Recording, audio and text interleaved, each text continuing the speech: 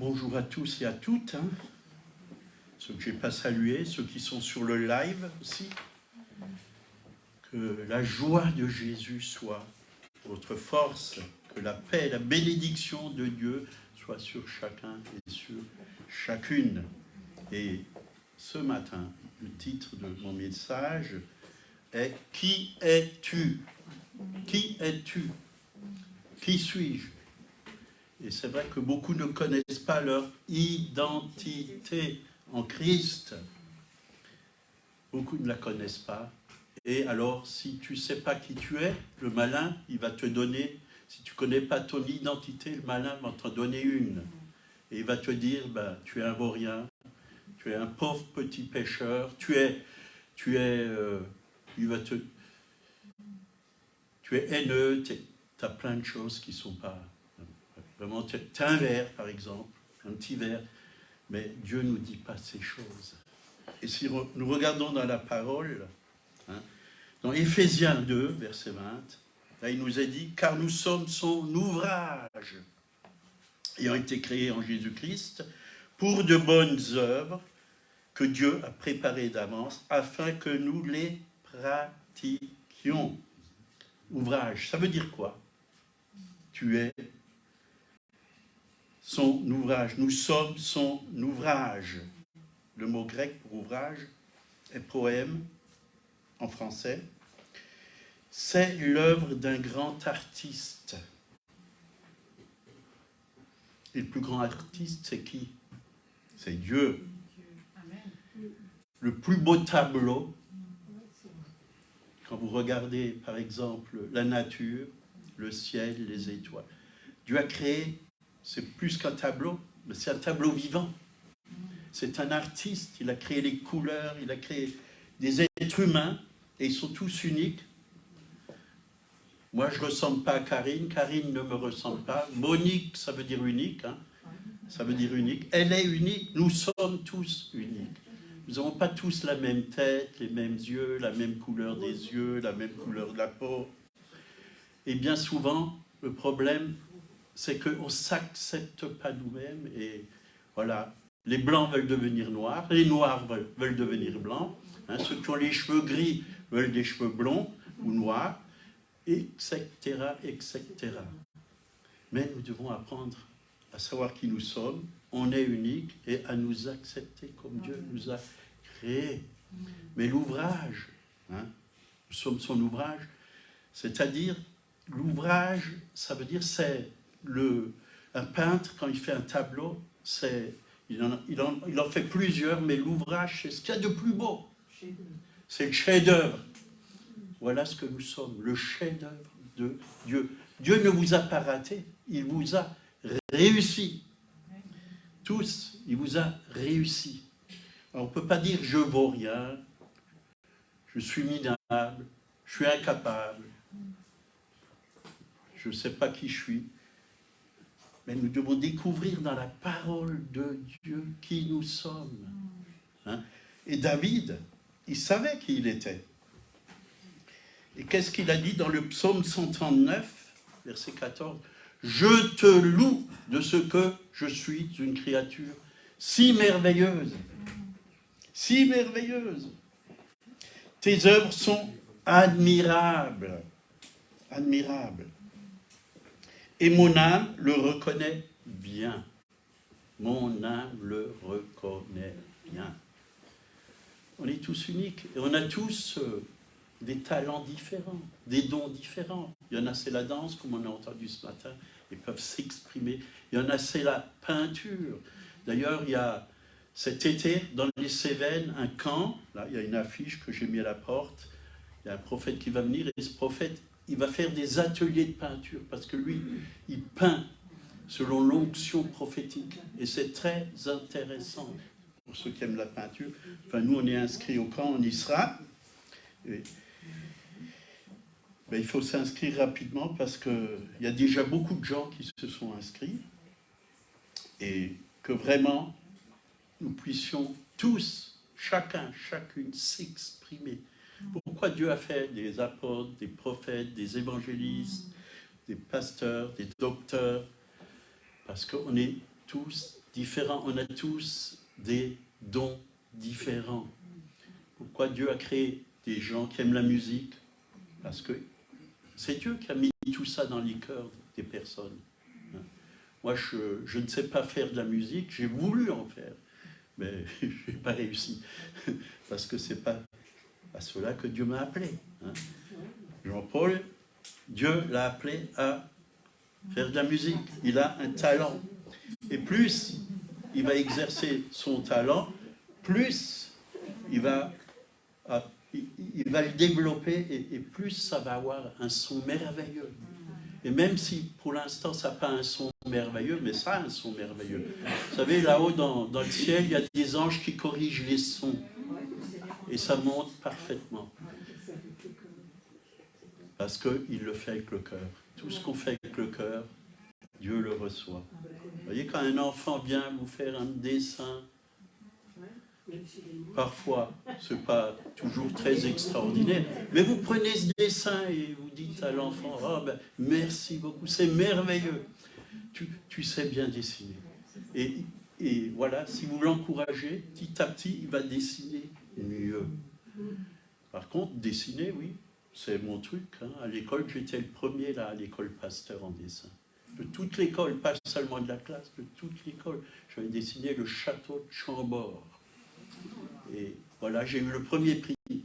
Mais j'ai arrêté de dessiner.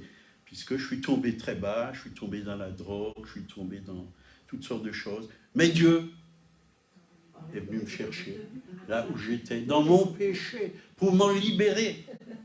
Alléluia.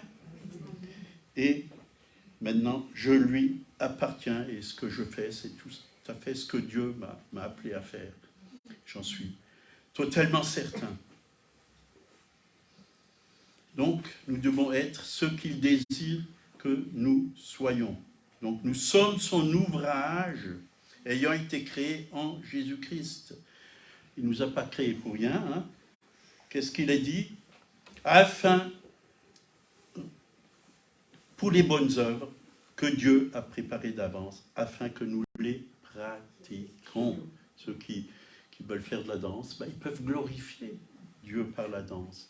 Ceux qui prêchent la parole de Dieu, ils peuvent glorifier par l'annonce de la parole de Dieu. Des âmes peuvent être sauvées, peuvent être touchées, édifiées, et ainsi de suite. Chacun a un don différent. Et il y a beaucoup de dons, vraiment. Alors, soyons ce que Dieu veut que nous soyons. Parfois, je lis des commentaires comme ça sur Internet. Il y en a qui veulent être comme Billy Graham, il y en a qui veulent être comme Moïse, d'autres veulent être comme l'apôtre Paul. Mais soyons ce que Dieu nous appelle à être. On ne peut pas être comme les autres. Il n'y a qu'un Reinhard Bunke. Il n'y a qu'un Paul Barbarino qui aime les spaghettis et les macaronis et la cuisine italienne. Alors soyons ce que Dieu nous appelle à être. Imiter Jésus-Christ. Voilà, ça on est tous appelés à imiter Jésus-Christ.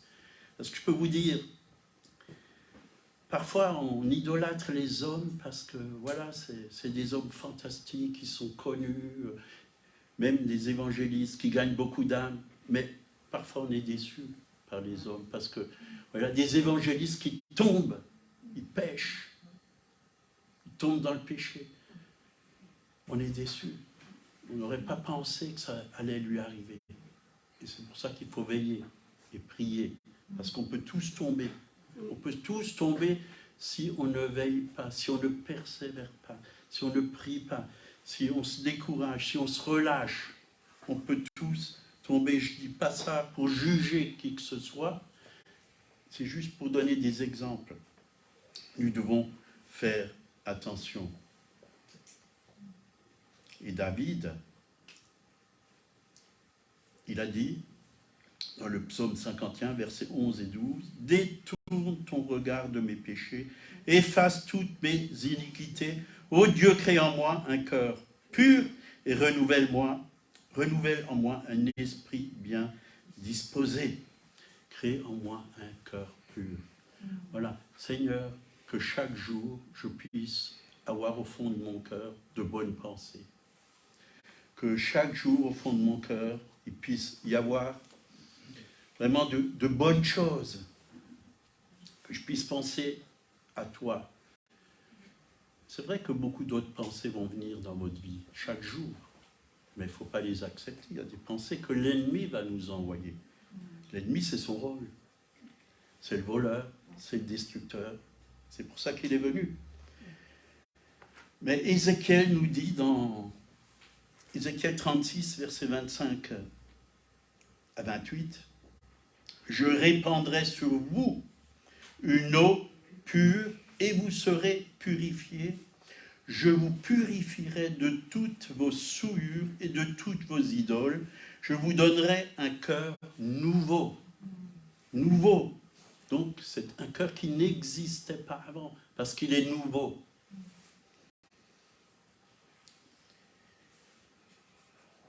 Et je mettrai en vous un esprit nouveau. C'est aussi tout nouveau. Ça n'existait pas. J'ôterai de votre corps le cœur de pierre et je vous donnerai un cœur de chair. Un cœur de pierre, c'est un cœur dur. Moi, avant ma conversion, je pouvais être dur, surtout avec la police. Parce que j'ai été maltraité par la police. Et injustement, on m'a attrapé comme ça et on m'a mis en prison une nuit. Et le lendemain, on m'a relâché. Ils m'ont dit, vous avez volé une camionnette, vous avez fait ci, vous avez fait ça. Je dis, moi, je ne t'ai même pas. Je leur ai expliqué où j'étais, ce que j'ai fait. Puis ils ont mis 2 autres qui étaient avec moi, aussi en prison, toute la nuit. Et le lendemain, ils nous ont relâchés. Ils ont dit, bon, ben, c'était pas vous, on a trouvé le coupable. Mais j'ai quand même passé la nuit en prison. Hein. Et d'autres fois, on m'a attrapé aussi, comme ça, puis on m'a giflé. Et on m'a demandé, dis-nous où tu achètes ta drogue. Alors, j'ai dit, ben, moi, je ne vous dis rien du tout, parce que j'ai rien à dire. Et on m'a foutu des baffes, injustement, alors que j'ai fait aucun mal, quoi. Et ça a révolté mon cœur contre la police. Et quand je me suis donné au Seigneur, j'avais toujours un peu ça au fond de moi-même. Et le Seigneur m'a dit, pardonne. Quand je voyais un policier, j'avais plutôt envie de leur... Mais Dieu, il m'a dit, pardonne, bénis-les. Et chaque fois que je voyais un policier, je disais, Seigneur, bénis ce policier, fais-lui du bien, touche-le, sauve-le. C'était ma vieille vie. Ils ne sont pas tous pareils. Ils ne sont pas tous pareils. Il y a des bons policiers, j'ai rencontré des bons policiers. D'ailleurs, on avait rencontré à un camp avec Thierry Kopp un policier qui s'était converti. Et justement, c'est lui qui était là pour chercher ceux qui faisaient du trafic de drogue. Et j'ai beaucoup parlé avec lui. Puis il s'est même marié au camp. Il s'est marié et c'était beau. Dieu a transformé totalement sa vie. Dieu peut toucher les policiers. Donc, je n'ai pas fini le verset. Je mettrai en vous et je ferai que vous suivez. Je mettrai mon esprit en vous et je ferai que vous pratiquez mes lois. Mes lois. Et ça, c'est la nouvelle naissance. La nouvelle naissance. Un cœur nouveau, un esprit nouveau. Et on va lire ça dans la parole de Dieu, dans Jean 3, verset 5. Si un homme ne naît d'eau et d'esprit, il ne peut entrer dans le royaume de Dieu. Ce qui est né de la chair est chair, et ce qui est né de l'esprit est esprit. Ce qui est né de la chair est chair. On est tous nés de la chair par nos parents, mais on n'est pas tous nés de l'esprit. Et on a besoin de naître de l'esprit, de naître d'en haut. Dieu veut nous donner un nouvel esprit, un esprit tout neuf, aussi un cœur nouveau. voyez, là il est écrit dans Jean, chapitre 1, verset 12, « Mais tous ceux qui l'ont reçu, ceux qui croient en son nom, elle a donné, donc la parole, c'est Jésus, le pouvoir de devenir enfants de Dieu, lesquels sont nés non du sang, vous voyez, ça c'est de l'esprit, hein, nés de l'esprit, non du sang, ni de la volonté de la chair, ni de la volonté de l'homme, mais de Dieu. Né de Dieu. Et c'est ça, l'homme nouveau, il est né d'en haut, il est né de l'esprit, il a un cœur nouveau, il a un esprit nouveau. Et on a lu avant, hein, on a lu avant, justement dans Jean 3, versets 5 et 6, ce qui est né de la chair est chair, ce qui est né de l'esprit est esprit. L'homme nouveau est esprit. C'est l'homme intérieur, c'est l'homme spirituel. C'est Dieu qui vient vivre dans ton esprit. Et quand tu es né de nouveau, c'est l'homme nouveau en toi. C'est un être nouveau en toi. C'est ça. C'est ça. La nouvelle création en Jésus-Christ, comme le dit 2 Corinthiens 5, 17. Hein. Si quelqu'un est en Christ, il est une nouvelle création. Les choses anciennes sont passées. Voici, toutes choses sont devenues nouvelles. C'est quoi la chair, hein? La chair, c'est tout ce qu'on a hérité de nos parents, bien sûr d'Adam, parce que c'est lui qui a donné accès à la chair, accès à l'ennemi. La chair, c'est péché, c'est tout ce qui ne vient pas de Dieu. La convoitise de la chair, la convoitise des yeux, tout ça, c'est de la chair. C'est quoi la chair? C'est la loi du péché. Parce que la chair est rentrée par le péché, qui habite dans nos membres, selon Romains 7, verset 23. Et là, je veux dire qu'il y a beaucoup de gens qui n'ont pas compris Romains 7, verset 23. Et Paul dit, car je prends plaisir à la loi de Dieu selon l'homme intérieur. Donc, mais je vois dans mes membres une autre loi qui lutte contre la loi de mon entendement, qui me rend captif de la loi du péché, qui est dans mes membres. Misérable que je suis, il a reconnu qu'il était misérable quand il vivait dans la chair. Qui me délivrera de cette mort?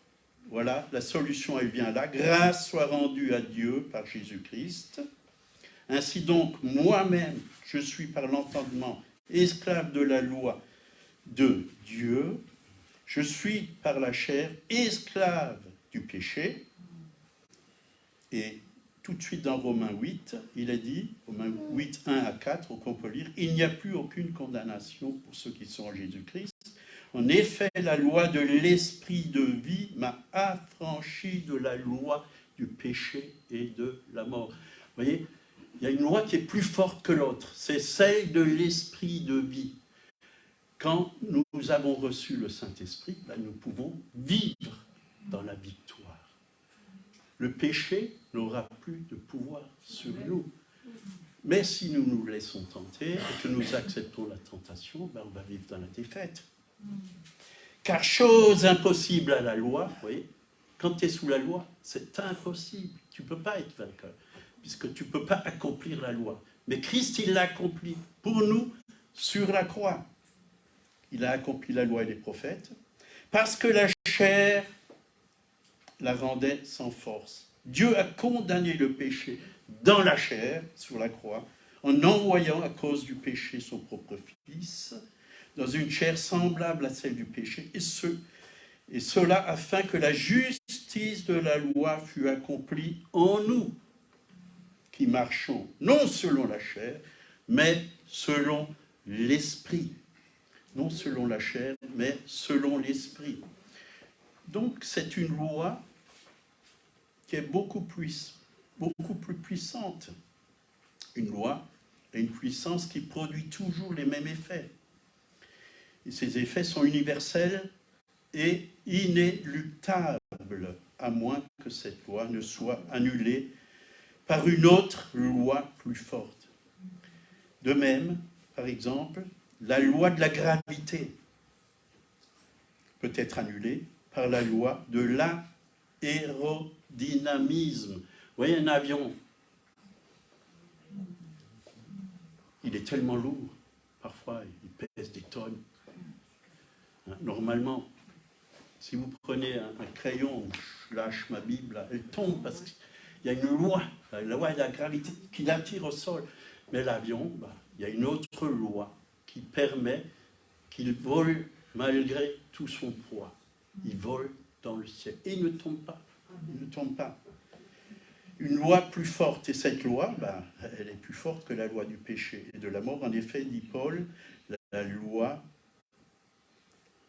de l'esprit de vie en Jésus-Christ m'a affranchi, donc libéré du péché et de la mort. Romains 8, 2.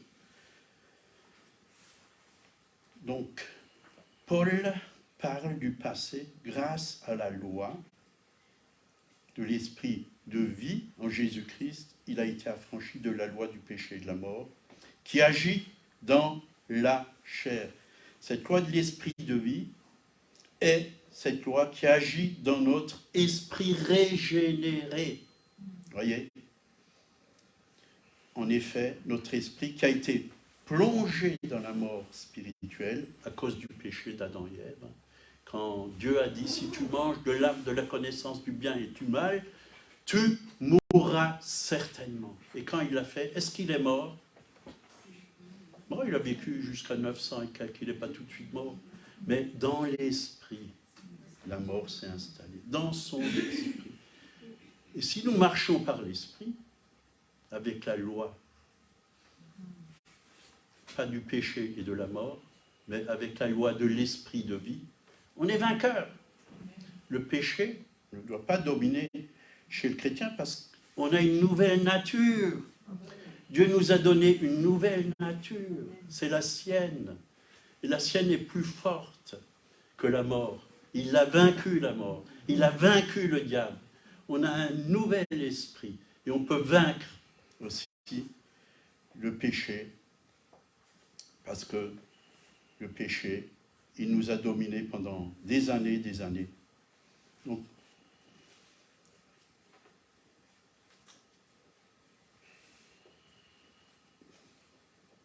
Donc Dieu nous libère complètement. C'est vrai que dans notre esprit, Dieu vient habiter, Dieu vient vivre, mais notre âme, il a besoin d'être restauré.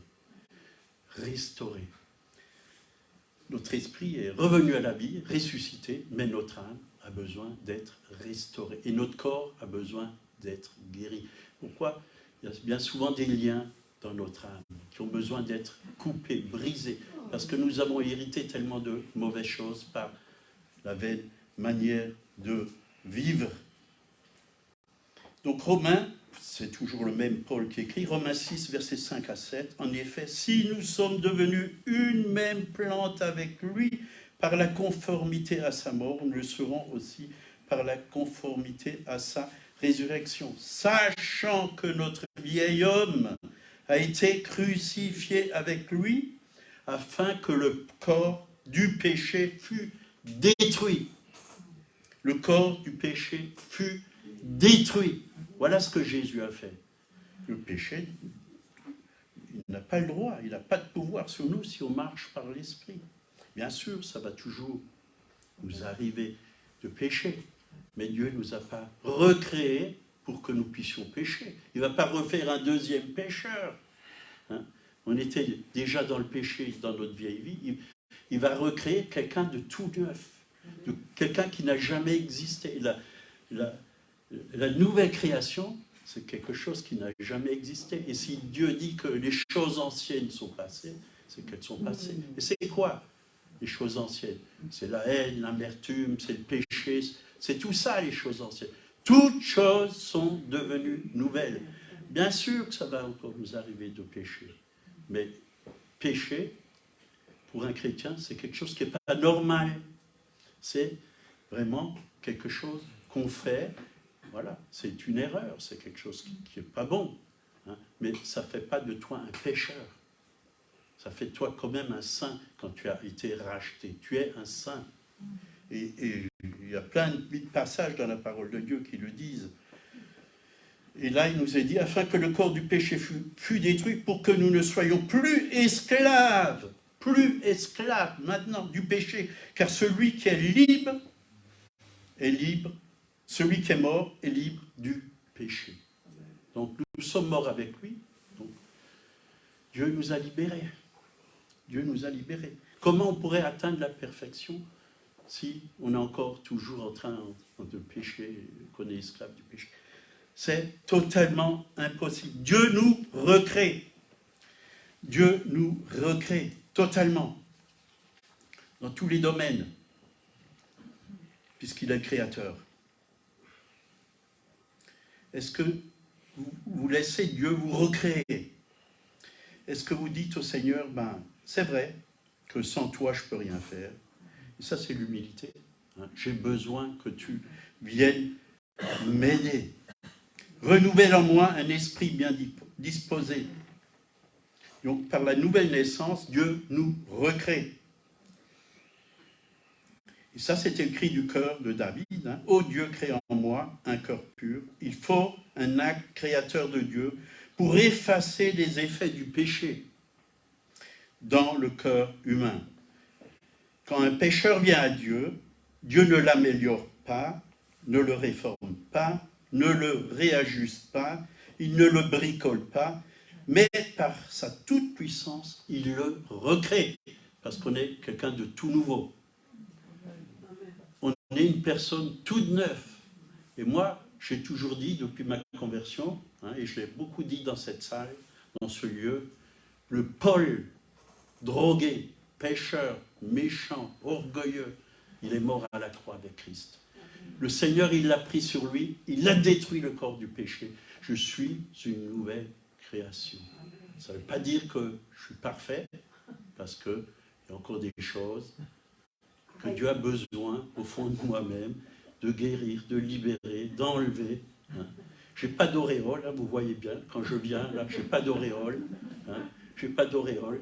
Mais ma nouvelle nature, c'est la nature de juste, parce que j'ai été justifié par son sang. Je ne peux pas être juste et en même temps pécheur. Je ne peux pas être saint et en même temps pécheur. Je peux être saint et parfois commettre des péchés. Je peux être juste, mais parfois, voilà, faire quelque chose qui n'est pas juste dans ma vie, mais ça ne fait pas de moi quelqu'un d'injuste. Et si je pêche, ça fait pas... je continue à rester un saint, malgré les fautes que je fais. C'est pas parce que tu fais de la peinture que tu es peintre. Parce que peintre, c'est un métier. C'est pas parce que tu fais une faute que Dieu te traite comme un pauvre pécheur ou un ver, comme certains disent dans la religion. Nous ne sommes que des vers, non. Nous sommes le chef-d'œuvre de Dieu. Nous sommes de merveilleuses créations. Dieu ne s'est pas trompé. Et là, pour la nouvelle création, voici ce que dit le Seigneur, au travers de 1 Jean 3, verset 9. Quiconque est né de Dieu ne pratique pas le péché, parce que la semence de Dieu demeure en lui, et il ne peut pécher parce qu'il est né de Dieu. C'est un verset que je n'ai pas compris pendant des années. Mais le jour où Dieu m'a éclairé, c'est parce que ma nouvelle nature, elle ne peut pas pécher. C'est la nature de Dieu. Est-ce que Dieu pêche? Non. C'est nous qui péchons, parce qu'on donne pouvoir encore à la vieille nature. On cède au péché. Si tu es né de Dieu, tu es une nouvelle création, tu as été racheté, et tu es mort et ressuscité avec lui. Et Dieu ne va pas refaire de toi ce que tu étais avant. Non. D'ailleurs, il ne l'a jamais fait. On est devenu pécheurs par Adam, pas par Dieu. Satan, oui, lui, c'est le plus grand de tous les pécheurs. C'est sa nature. Et c'est lui qui a donné ça à l'homme.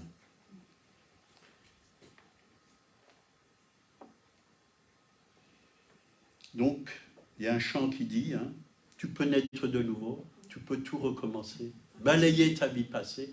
Donc, si elle est balayée, c'est qu'elle est balayée entièrement. Entièrement. Tu peux la balayer entièrement. Et tu peux vivre quelque chose de tout neuf, de tout nouveau. De tout nouveau. Et c'est ça la bonne nouvelle. Vous pouvez repartir à zéro. Tu peux tout recommencer.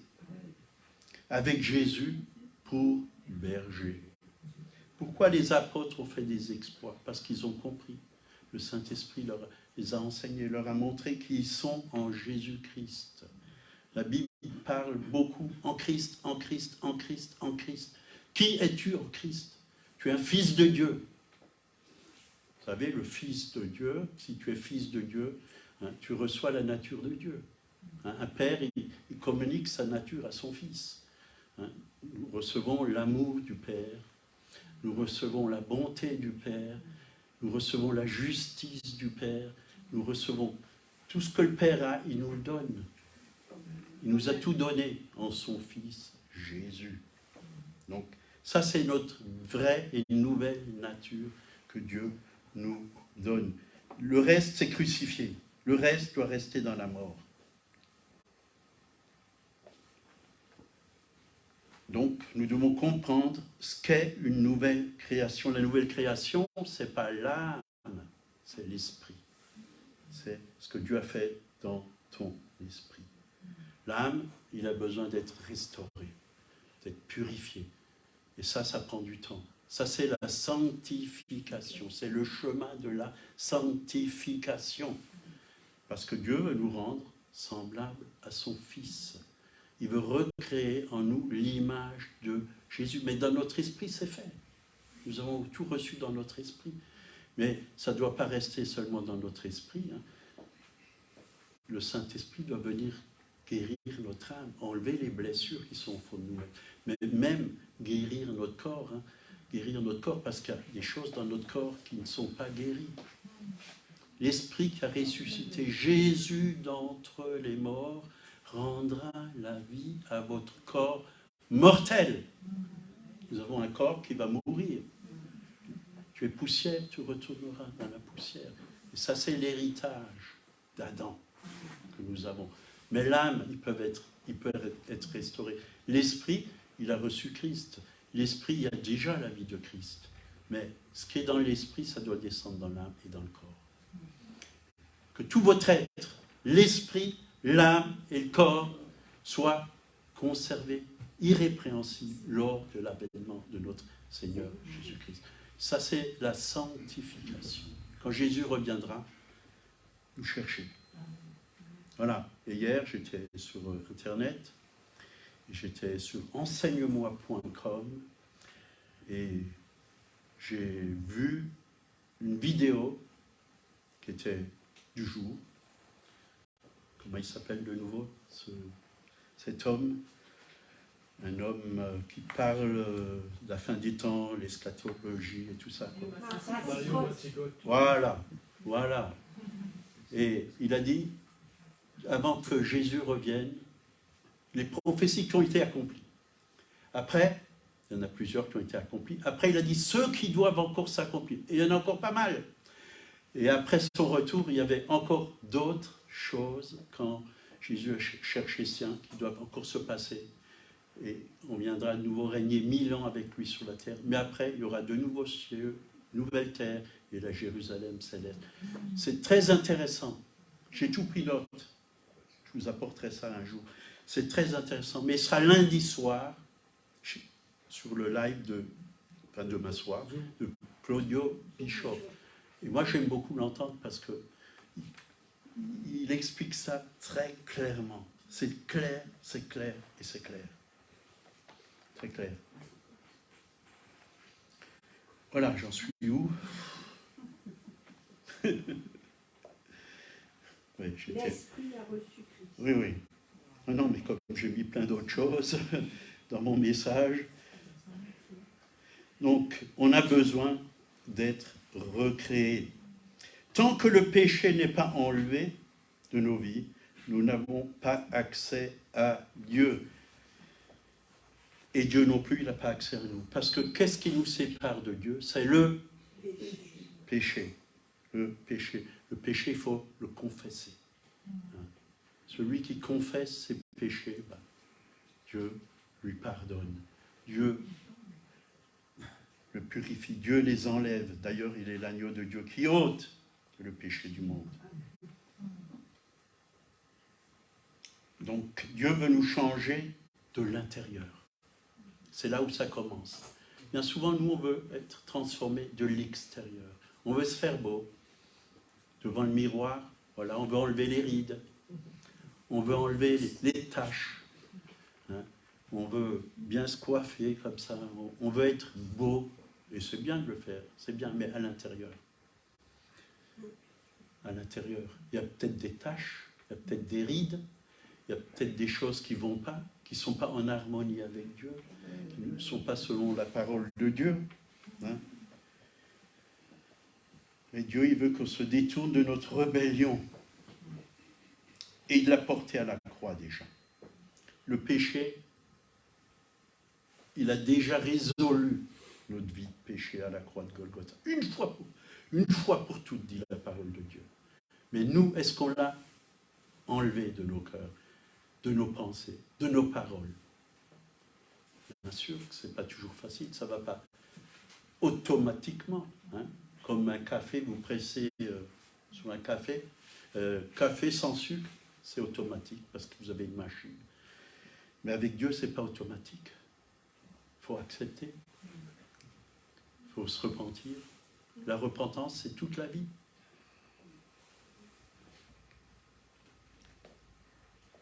Nous devons recevoir le pardon. Il y a 2 commandements dans la parole de Dieu. Enfin, les 2 premiers commandements. Tu aimeras le Seigneur ton Dieu de tout ton cœur, de toute ta pensée, de toute ta force. Hein, et ton prochain comme toi-même. Mais si tu n'arrives pas à t'aimer toi-même, parce que Dieu ne t'a pas loupé, il t'a bien créé, comme je l'ai dit avant. Si tu n'arrives pas à t'aimer toi-même, comment tu peux aimer ton prochain? Si déjà tu n'es pas réconcilié avec toi-même, comment tu veux te réconcilier avec ton prochain? Tu ne peux pas aimer ton prochain si déjà au fond de toi-même il y a quelque chose qui ne va pas. Tu te regardes dans la glace et tu te dis « Ah, je suis moche, je suis affreux. Oh, les yeux que j'ai. Oh, sous les yeux j'ai des cernes. » Est-ce que tu en as dans le cœur des cernes?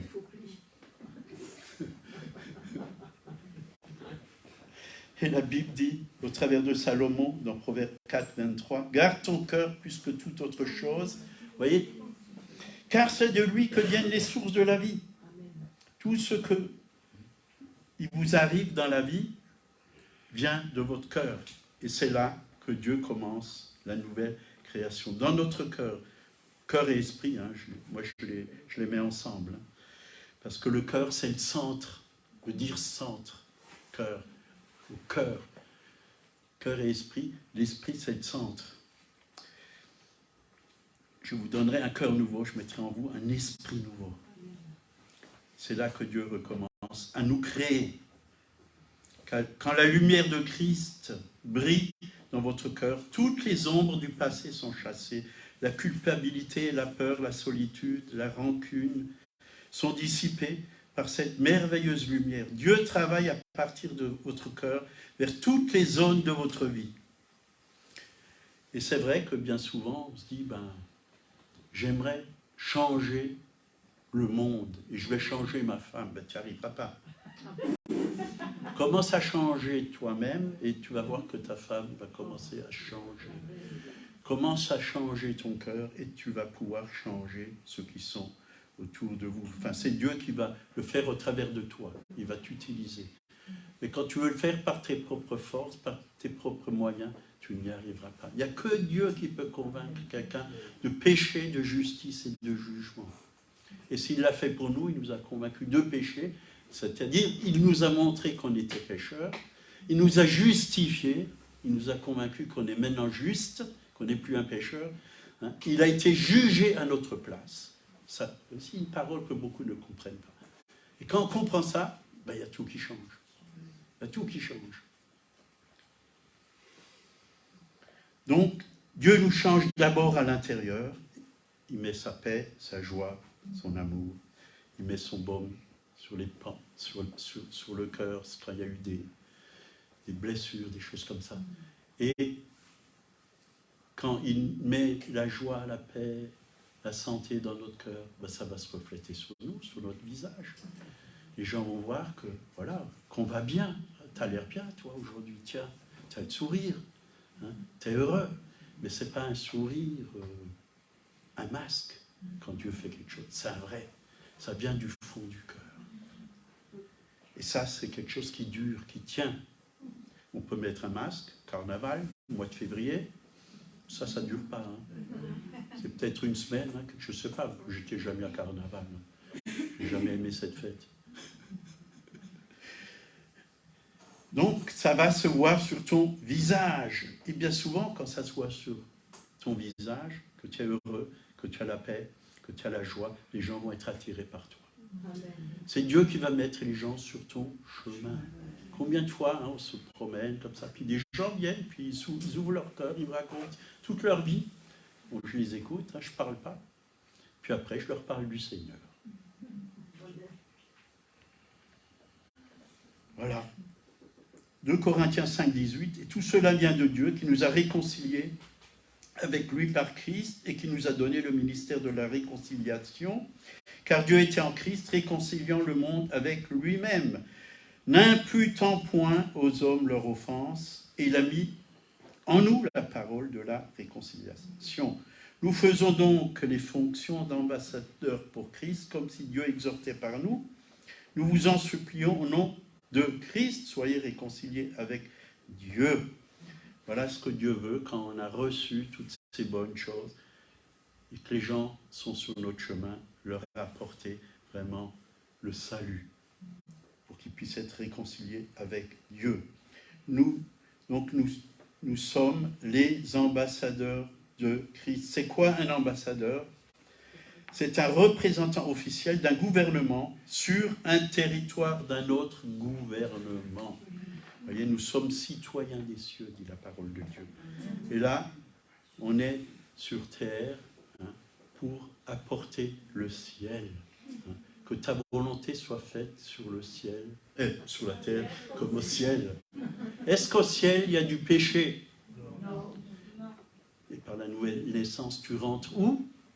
Dans le royaume de Dieu. Dans le royaume de Dieu, il n'y a pas de péché, il y a la sainteté. Ben, nous devons apporter cette sainteté. Le péché n'a plus à régner sur nos cœurs.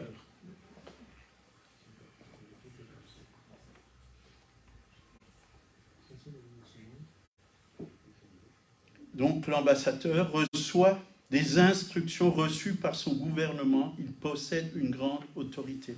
Notre gouvernement, il est là-haut. On est dans le royaume de Dieu.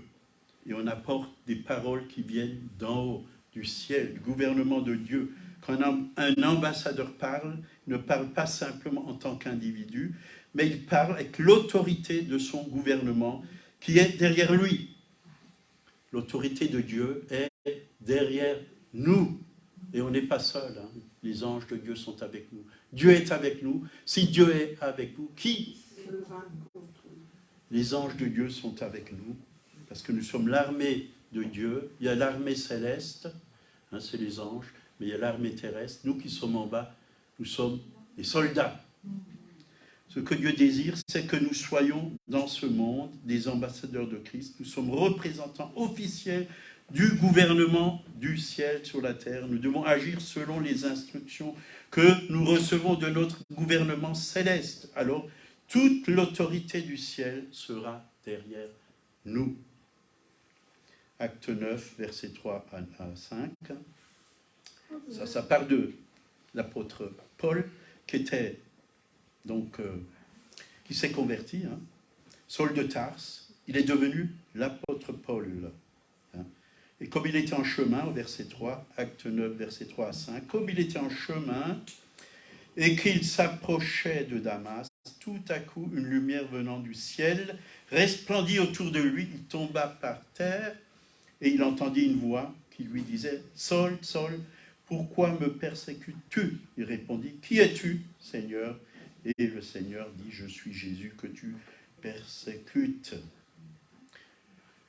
Paul, en s'attaquant au corps de Christ, il persécutait Christ. Nous sommes le corps de Christ sur la terre. Jésus est la tête qui est au ciel, mais la vie qu'il y a dans ce corps, c'est la vie de Jésus. Et cette vie, elle est sainte, elle est pure, elle est sans tache. C'est cette vie que nous recevons de la tête. Vie de victoire. Pourquoi les apôtres ont pu dire, la victoire qui triomphe du monde, c'est notre foi. C'est notre foi. C'est notre foi en lui.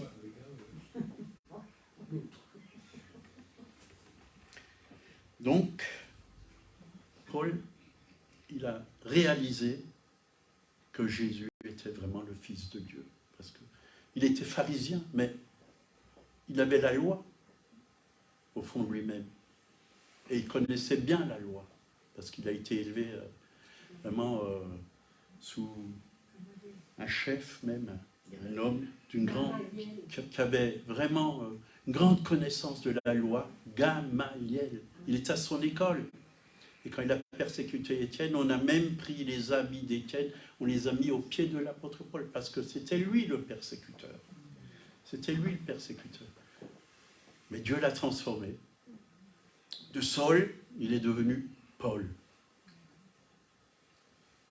Parce qu'il a réalisé qu'il y avait quelqu'un de plus grand, de plus puissant, et que Jésus était celui qui a accompli la loi, et qu'il n'avait plus besoin de vivre sous la loi.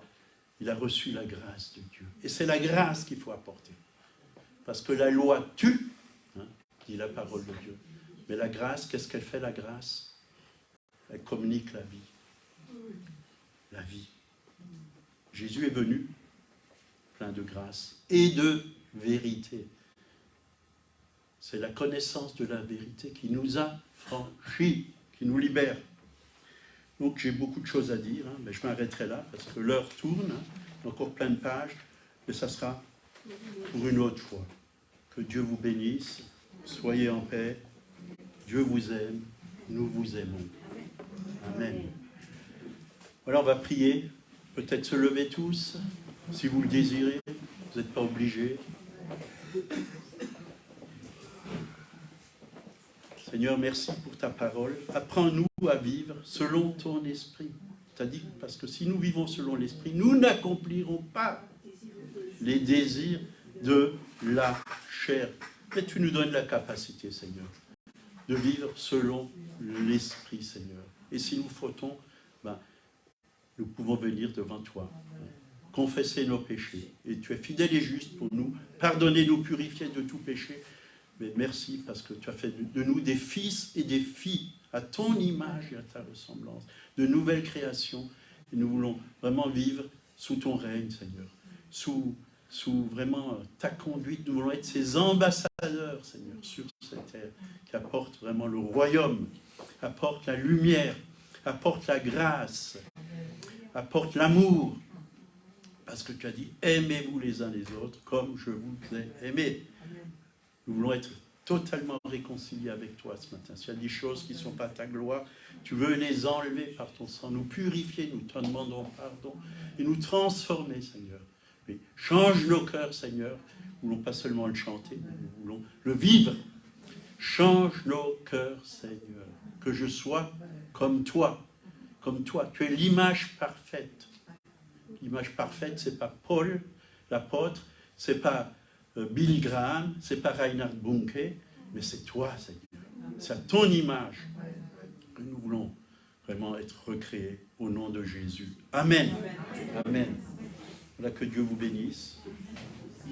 Et encore, joyeux anniversaire à notre sœur, Esther.